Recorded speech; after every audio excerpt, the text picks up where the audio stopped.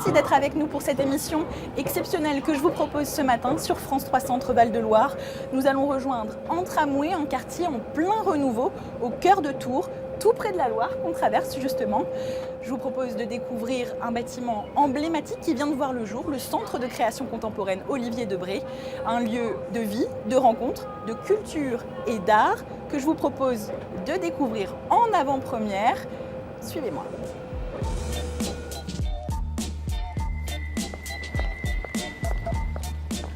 Ce lieu, le voici. Le bâtiment a été conçu par les architectes portugais Aires Mateus. Il est en pierre de taille, pierre de tercé, originaire de la Vienne. C'est un édifice de 4500 mètres carrés, percé de puits de lumière.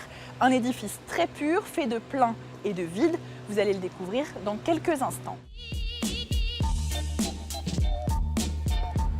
Situé en bord de Loire, le Centre de création contemporaine Olivier Debré va ouvrir ses portes au public cet après-midi. Le bâtiment, lui, s'inscrit dans un grand chantier de rénovation de l'entrée de la ville.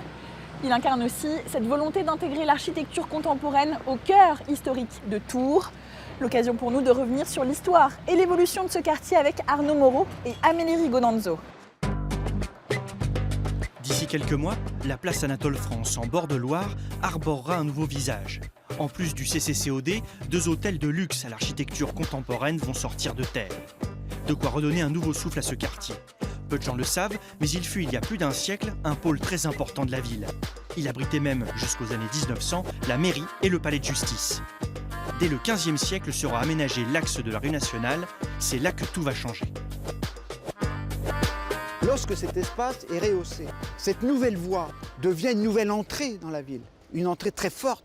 Elle va complètement reconstruire la centralité de la ville de Tours qui va basculer d'est-ouest ou est-ouest vers nord-sud. Et c'est l'axe nord-sud qui va devenir le nouvel axe du développement de l'agglomération avec cette fameuse percée de la tranchée, dite de la tranchée, pour arriver ici et descendre vers Bordeaux. Cette nouvelle architecture contemporaine qui va arriver dans le quartier ne bouleversera pas les habitudes. En effet, sur 3 km², tous les styles se côtoient, du Moyen-Âge à la Renaissance en passant par le moderne. Tours est un cas original. Cet empilement, cette stratification, cette présence stratifiée de l'histoire urbaine est plutôt rare, puisqu'en fait, jusqu'à maintenant, on n'avait pas peur de détruire pour reconstruire. Pensons tout simplement à Paris, où tout ce qui est avant Haussmann a disparu d'une certaine façon, sauf dans certains endroits.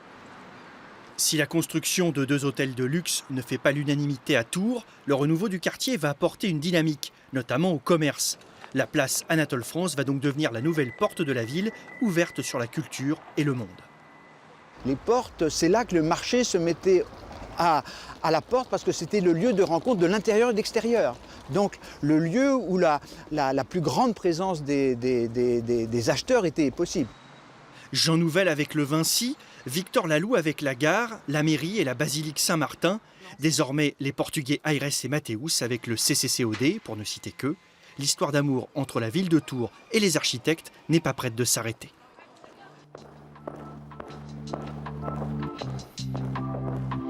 Je me trouve maintenant dans la plus grande salle de ce centre de création contemporaine, la Grande Galerie Blanche, avec autour de moi des œuvres de celui qui a donné son nom à ce centre, Olivier Debré.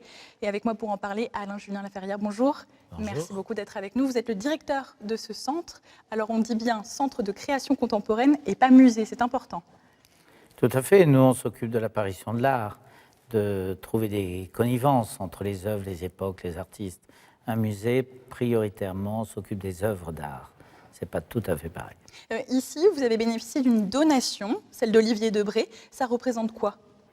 La donation représente les très grands tableaux d'Olivier Debré, qui sont parmi les plus grands, sinon les plus grands tableaux de la peinture contemporaine française. Ils font 9 mètres sur 4. Nous les avions commandés à l'occasion de son exposition en 91, à la dimension de nos murs, et il avait souhaité qu'on en hérite. Alors vous parliez de ces grands formats, il y en a un qui nous saute aux yeux évidemment quand on rentre dans cette pièce, c'est cette immense toile bleue, 9 mètres sur 4, vous l'avez dit. Ça, c'est la Loire selon Olivier Debré, c'est ça ? Alors, c'est un peu schématique, à la fois tout à fait vrai. C'est la Loire dans la mesure où il allait peindre en bord de Loire. Comme disait un critique d'art célèbre de l'époque, il avait toujours les pieds dans la Loire. Et donc ce tableau, c'est effectivement le mouvement de la Loire, mais c'est surtout le mouvement de son corps. Il balayait avec ses grands pinceaux, ses grands balais, la couleur pour la faire partir, pour laisser juste la trace, mais il gardait des matières. Tout à coup, il s'arrêtait, on ne sait pas pourquoi. Il gardait des matières. Il allait quelquefois en chercher ailleurs, comme le vert que vous voyez là, qui vient s'opposer au rose. Et derrière, d'ailleurs, c'est même pas peint. Il a laissé la toile libre. Et là, finalement, c'est une île de la Loire. C'est-à-dire, ce qui est formidable dans ce fleuve, c'est que le fleuve laisse des îles aux arbres pour qu'ils puissent pousser. Donc là, c'est une peinture en mouvement absolu, d'une liberté incroyable. Et pourtant, il y a des endroits qui ne bougent pas. C'est une toile qu'on n'a pas vue en France depuis 1991, depuis votre commande en fait. Tout à fait, ce tableau a une histoire particulière, c'est qu'à l'issue de l'exposition qu'on avait faite, la Banque européenne d'investissement Luxembourg, le directeur de la fondation, avait souhaité l'acquérir. Donc elle est partie immédiatement après l'exposition au Luxembourg et n'a plus jamais réapparu. Olivier Debré, il a beaucoup voyagé. Ici, pour l'inauguration de ce centre, vous avez voulu parler de ses voyages et surtout parler de la Norvège où il a beaucoup voyagé. Voilà, on est parti de tous ces petits carnets de dessins magnifiques que vous voyez au centre dans les vitrines. Et à partir de là, on a vu qu'il avait énormément peint dans plein de sites en Norvège. Donc nous avons réuni les meilleures collections, les meilleurs prêts des plus grands musées, des plus grandes collections privées, pour offrir aux Tourangeaux et aux Français une œuvre qui est quasiment inédite pour eux. Ces tableaux n'ont jamais été vus par les Français. Merci beaucoup pour ces explications. On va justement continuer de s'intéresser à Olivier Debré avec un portrait signé Arnaud Moreau.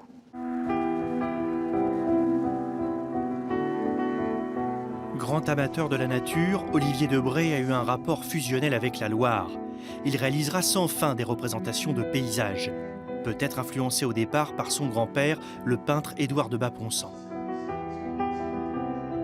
Après sa rencontre avec Picasso, c'est là où il va vraiment se diriger vers l'abstraction et créer des œuvres plutôt géométriques, travaillées au couteau par de grands aplats, comme ici cette grande grise qui date de 1957.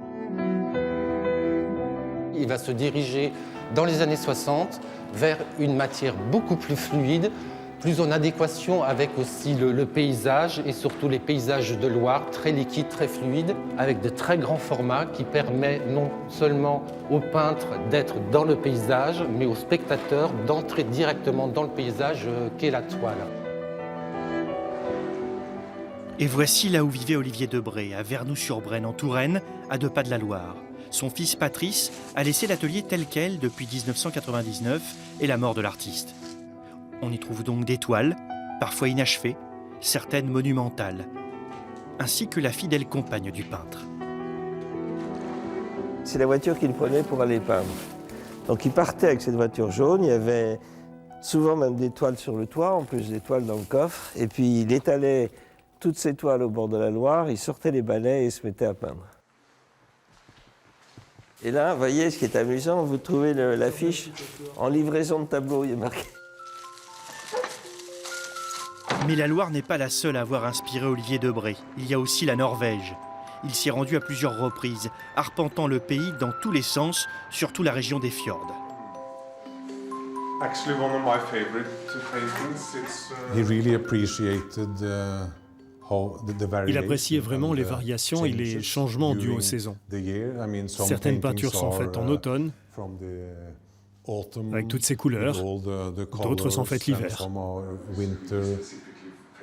Et le pays a tout de suite été conquis, le considérant dès le départ comme l'un des plus grands peintres français de son époque. À chaque fois que ces tableaux ont été commercialisés, tout s'est toujours vendu. Les critiques d'art et les journalistes ont systématiquement écrit des choses positives sur son œuvre. Olivier Debré, inlassable voyageur, a également travaillé en Amérique du Sud et du Nord, mais aussi en Asie. Il y a réalisé des œuvres monumentales sur lesquelles il marchait, comme par exemple le rideau de l'Opéra de Shanghai. Mais partout où allait le peintre, et quoi que voyaient ses yeux, il gardait toujours un peu de Loire en lui.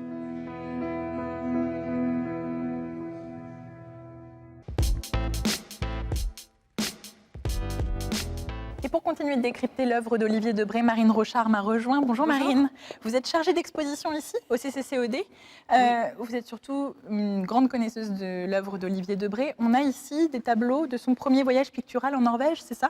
Oui, c'est ça. Il y est allé plusieurs fois en 1971. Il a visité de nombreux endroits. Et donc ça, c'est un des exemples des endroits qu'il a visités. Ce sont les Lofoten. C'est une grande presqu'île dans le nord, où il fait sans doute très froid. Et donc là, il y a quelque chose qui se dégage de froid et d'hostile, ici. Au début des années 70, il est encore en transition dans son style, où il commence à amincir sa couche picturale et à éclaircir ses couleurs.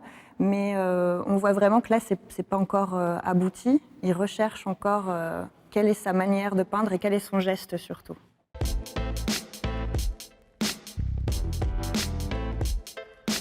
Alors Marine, je voulais aussi qu'on aille voir ces toiles là-bas parce que là-bas, il y a une lumière différente aussi. Et la lumière, je crois, c'était très important pour Debré. Oui, elles sont très intéressantes parce qu'on arrive à percevoir comment Debré saisit la lumière. On arrive à percevoir l'atmosphère de ces tableaux qui ont tous été probablement réalisés le soir. Ces soirs d'été en Norvège où la nuit ne tombe jamais vraiment. Debré dit que le jour n'en finit pas de mourir, et c'est assez beau. Et je trouve qu'on perçoit très bien ici ce ciel un peu entre chien et loup. Et les paysages, c'était aussi quelque chose que Debré adorait, il les ressentait, il essayait de mettre sur la toile ce que ça lui inspirait en fait. Oui, il voulait imprégner sur la toile les émotions qu'il ressentait face au paysage. Donc ce n'est pas de la peinture qui reproduit la réalité, c'est une peinture qui reproduit ses sensations à lui, en réaction à la vue d'un paysage. Et pour autant, les Norvégiens, visiblement, reconnaissaient les paysages au travers de ses œuvres. C'est aussi pour ça qu'il était extrêmement connu et adulé là-bas. C'est ça. Il retranscrivait très bien les sensations, par exemple la végétation qui luit au soleil après une petite averse. Dans la presse norvégienne, en tout cas, j'ai lu beaucoup de journalistes qui ont donné cette image-là pour décrire les tableaux de Debré. Et comment se fait-il que cette immense reconnaissance qu'il avait en Norvège était un petit peu moindre ici en France ? Oui, Debré ne choisissait pas son camp entre l'abstraction et la figuration, ce qui était gênant en France, mais ce qui ne semblait pas l'être en Norvège.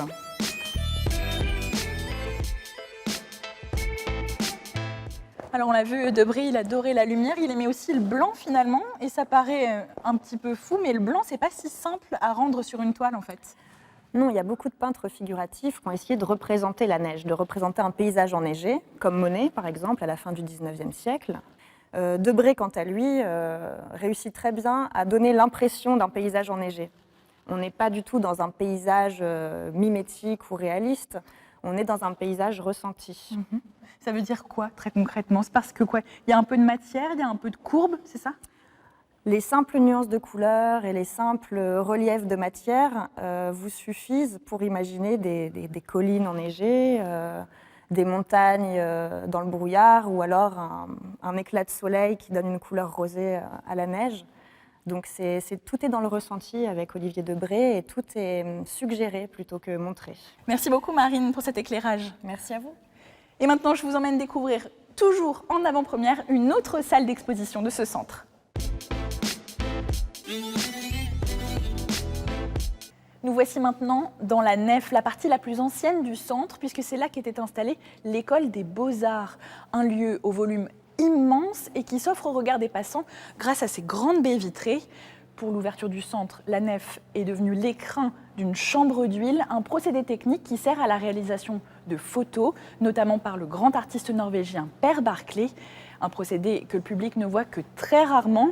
Nous avons eu la chance d'être là au moment où cette grande mare d'eau et d'huile a pris forme. Regardez.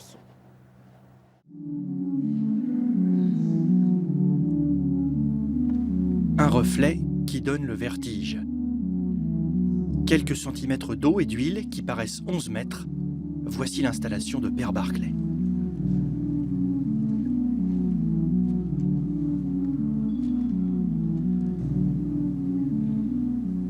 Ça donne une espèce d'ambiguïté parce que c'est bien sûr une surface d'une réflexion parfaite et en quelque façon peut-être invitant, mais en même temps ça crée un immense vide. si vous voulez, une profondeur énorme. Et voilà, c'est le jeu entre les deux. L'artiste ne pouvait pas rêver mieux que la nef du CCCOD pour accueillir son œuvre. Une surface de 26 mètres sur 8. Près d'1 an de conception, plusieurs semaines de réalisation, en tout 3000 litres de liquide versé, de l'eau d'abord, puis une fine pellicule d'huile qui va tout recouvrir. L'artiste réalise ce genre d'œuvre depuis 28 ans, avec à chaque fois la même angoisse au moment de la finition. Bien sûr, de faire une opération pareille, c'est quand même stressant. Mais voilà, parce que travaillant avec des liquides, tu prends quand même des risques. On peut avoir des fuites, il y a plein de choses qui se peuvent passer. Le bâche est fait en aluminium, c'est tout soudé en plusieurs parties. Vous voyez, ça prend parfaitement l'espace. Et avec le liquide dedans, on voit s'il y a des imperfections, si les hauteurs ne sont pas bonnes et tout ça. Et ici, il faut dire que c'est fait au millimètre, que bien sûr c'est très très difficile à avoir. Per Barclay a réalisé une trentaine d'installations dans le monde, dans tout type de lieux, parfois avec du lait et même du sang. Il adore l'harmonie de la nef et a hâte de découvrir la réaction du public une fois les rideaux ouverts. Pour que la surprise soit totale, cela valait bien la peine de garder ce secret jusqu'au bout. Merci beaucoup, Per Barclay, d'être avec nous dans cette jolie nef. C'est l'une de vos chambres d'huile, vous en installez un petit peu partout.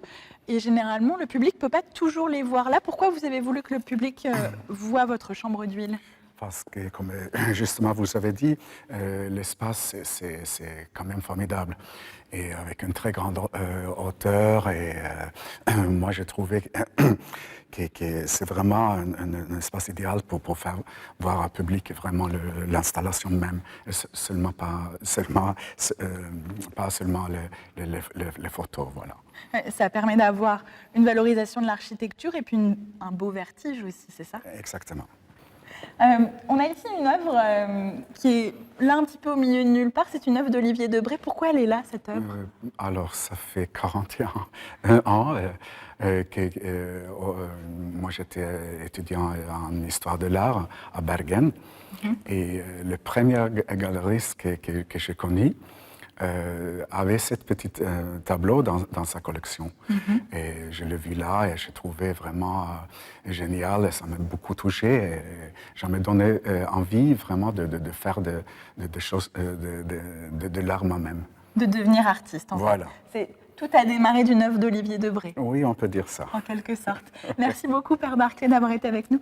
On va aller retrouver Arnaud, qui est dans le 3e grand espace d'exposition de ce centre. Ça s'appelle la Galerie Noire et il est entouré de plein de jeunes artistes venus de Norvège, eux aussi.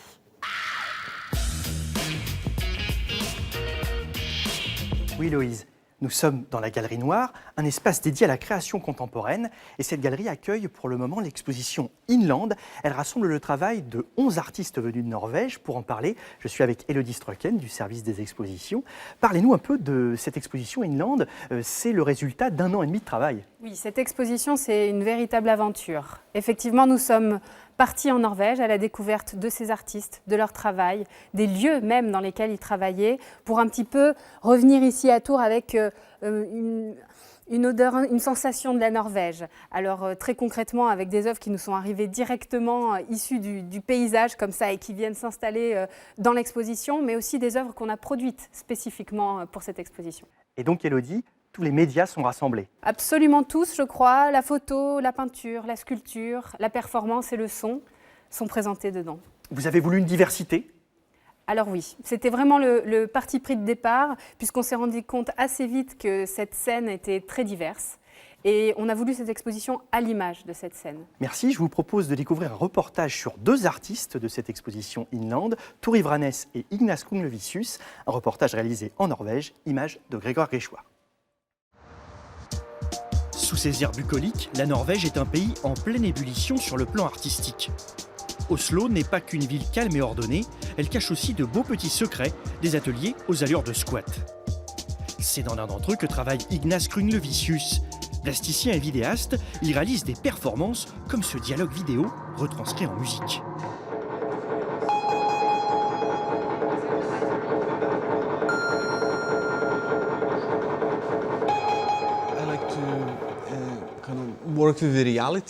J'aime travailler avec la réalité qui nous est accessible, mais d'un autre côté aussi pour la rendre irréelle, comme de la science-fiction, lui donner un côté imaginaire.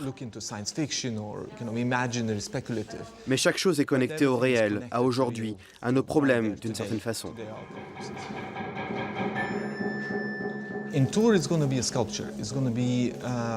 À Tours, il y aura une sculpture, un muscle gonflable qui va entourer le bâtiment, d'une certaine façon le tenir.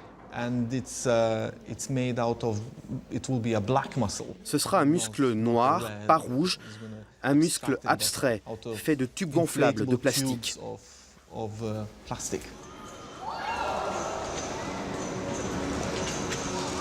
Autre artiste accueilli à Tours, Tori Vranes, ici en performance à Sydney.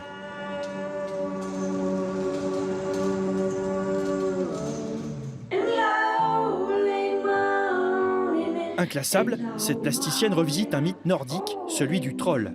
Elle change son apparence et sa voix et se produit partout dans le monde. Pour elle, le personnage du troll est universel.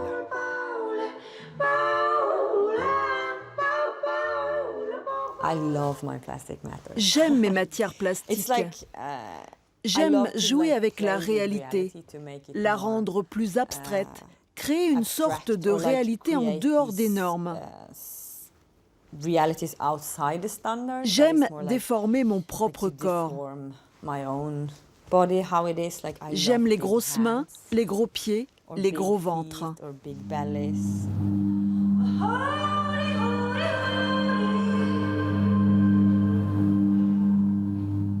La spécialité de Tori, des performances in situ. Son repérage au CCCOD l'a marqué et la date de Tours est notée en gros dans son agenda.